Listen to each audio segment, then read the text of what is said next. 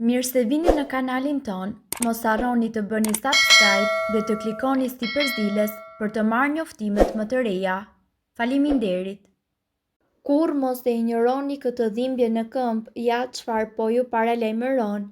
Sindroma e këmbëve të lodhura është një çrregullim i karakterizuar nga një nevojë e fortë dhe e pakontrollueshme për të lëvizur këmbët. Njerëzit me sindromën e këmbëve të lodhura e përjetojnë këtë nevojë së bashku me ndjesinë e çuditshme dhe të pakëndshme e cila ndodh në këmbët e tyre, të cilat shpesh i përshkruajnë si ngjethje, zvarritje, këputje, kruajtje, ndjesi shpimi, djegje, dhimbje ose si shkarkime elektrike. Sindroma e këmbëve të lodhura mundet që të fillojë në çdo moshë, madje edhe në fëmijëri, por ajo është më e zakonshme tek njerëzit e moshës së mesme ose të vjetër. Gratë kanë më shumë gjasa se meshkujt që ato ta përjetojnë këtë gjendje.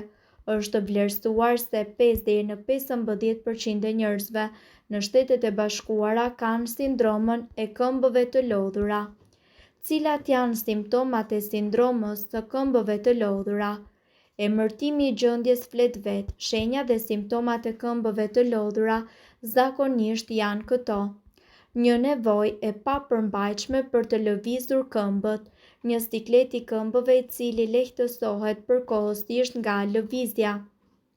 Simptomat të cilat zakonisht fillojnë kur ju lëvizni, si edhe kur shtriheni dhe pushoni ose uleni për një periudhë të gjatë kohore në një makinë, aeroplan ose kinema.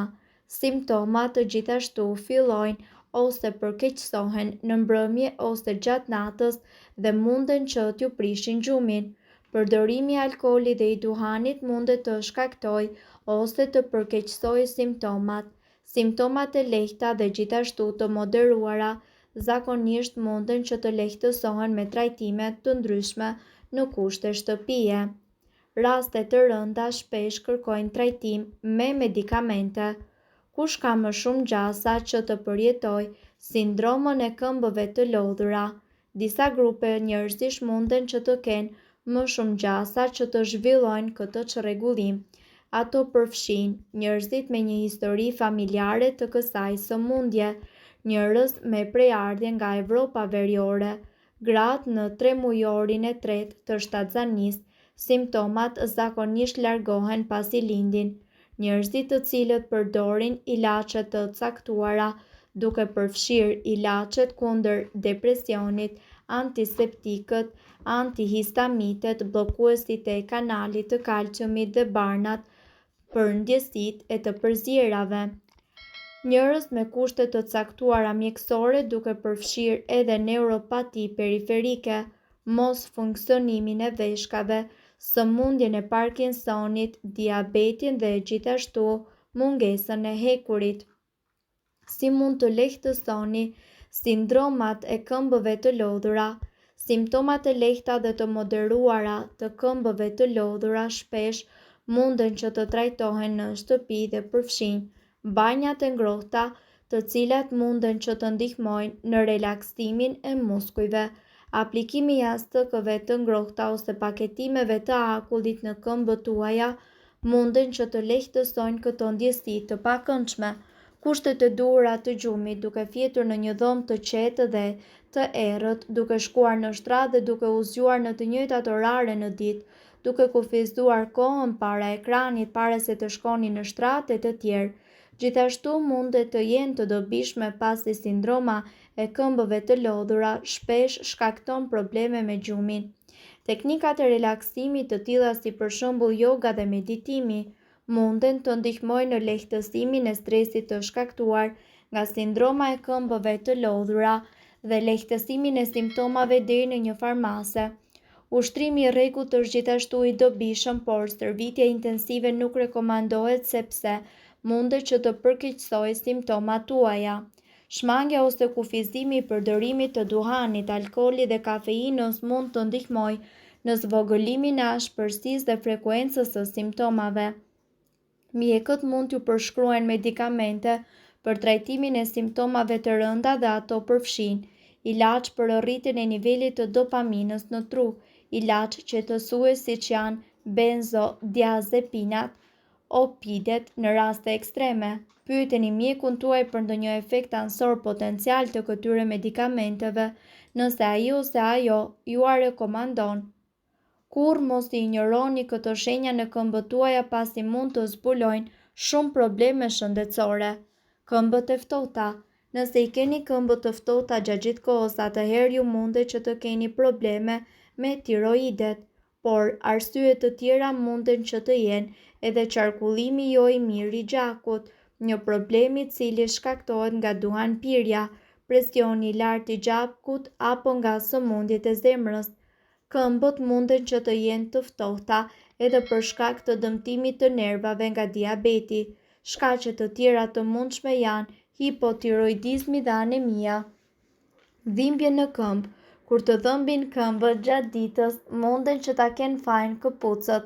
8-10 gra ankohen për shkak të këpucëve me taka, por nëse nuk vishni taka, atëherë dhimbja mundet të shkaktohet nga ndonjë krisje e kockës. Arsyeja mundet që të jetë një seancë shumë e fortë fizkulture apo sporte të cilat munden të ndikojnë te këmbët, si për shembull basketbolli apo vrapi në distanca të gjata. Rreziku shtohet në qoftë se kocka juaj është dobësuar për shkak të osteoporozës.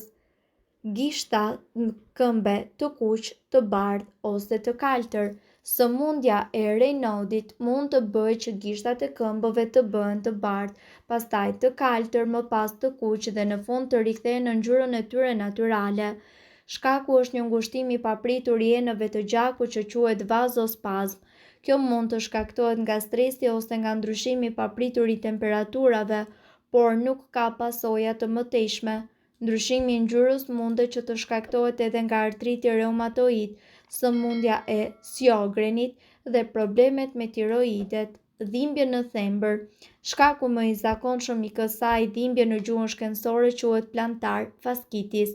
Është inflamacion i ligamentit që lidh kockën e thembrës. Dhimbja gjithashtu mundet të jetë mprehtë kur zgjoheni në mëngjes dhe ushtroni presion në këmbë. Artriti, fizkultura e tepruar dhe këpucët jo të përshtatshme mund të shkaktojnë dhimbje në thembër, ashtu si edhe tendoniti. Shkaqe më të rralla janë deformimi i kockës, një infeksion i kockës apo thyerje. Tërheqja zvarre këmbëve. Ndonjëherë shenja e parë e një problemi është një ndryshim në mënyrën e ecjes, si bërja një hapi më të madh ose tërheqja e lehtë e këmbëve. Shkaku mund të jetë një humbje ngadalë të ndjesive në këmbë, shkaktuar nga dëmtimi i nervit periferik. Afro 30% e këtyre rasteve janë të lidhura me diabetin. Dëmtimi i nervit mundet të shkaktohet edhe nga infeksioni, mungesa e vitaminave dhe nga alkolizmi.